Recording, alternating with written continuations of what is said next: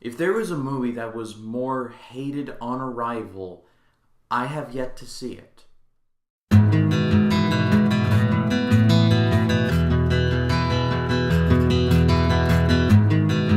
Hello everyone, my name is Ryan Cam and welcome to my review for Venom. This movie was directed by Ruben Fleischer, the director of Zombieland, and this movie stars Tom Hardy, Michelle Williams, and Riz Ahmed.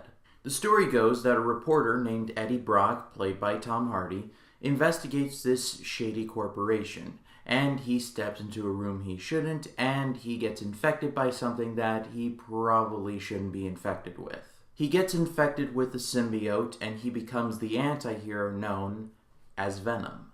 Looking over Twitter and YouTube over the past couple days has been downright depressing. I mean, it normally is. Twitter is normally a hive of scum and villainy to begin with, but now even more than usual because nobody is giving this movie a chance.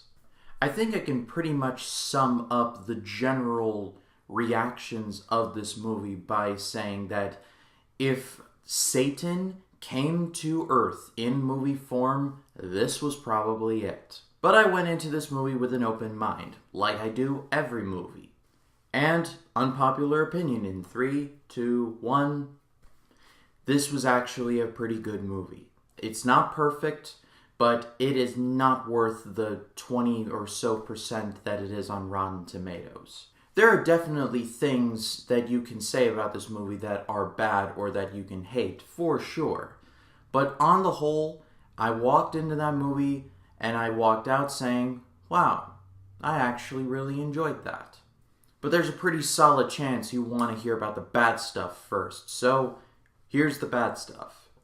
The first 30 minutes of the movie were just some of the most generic storytelling I think I've seen in a movie this year. My friend and I, who were seeing this movie together, we played an imaginary drinking game. We weren't drinking actual alcohol, but the amount of cliches we were drinking to, if it had been actual alcohol, we probably would have died in the theater of alcohol poisoning. Even the most basic moviegoer that only sees a movie like once a month will go into this movie and say, I think I've seen this movie before.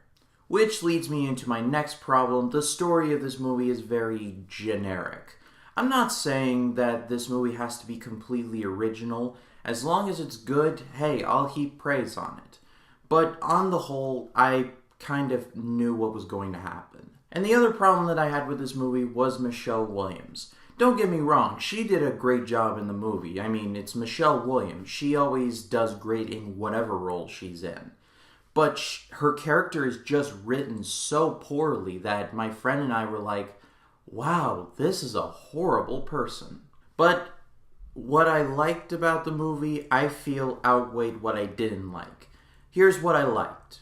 Tom Hardy was the best actor in this movie. I tend to like him in a lot of movies that he's in, but he does a really good job here. And his dichotomy with the symbiote in his head provides for A, some pretty good comedy, and B, some pretty good action. Or maybe a combination of both.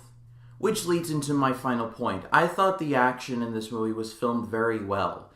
I could tell that there was at least some care put into it as most of the backgrounds were the actual city, and there was almost no CGI used except for Venom or Riot.